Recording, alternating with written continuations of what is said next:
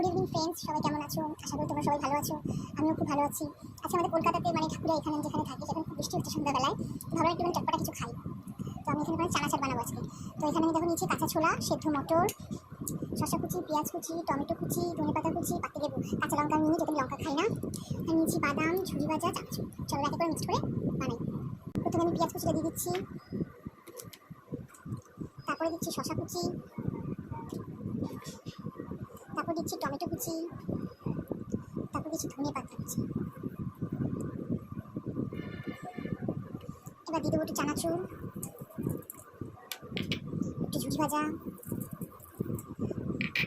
বাদাম,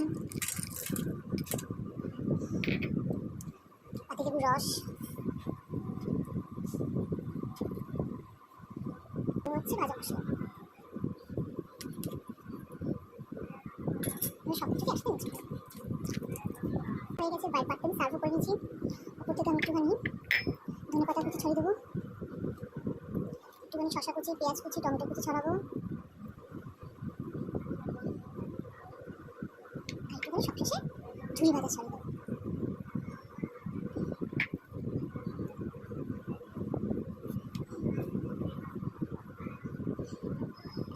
চানা চাটা রেডি।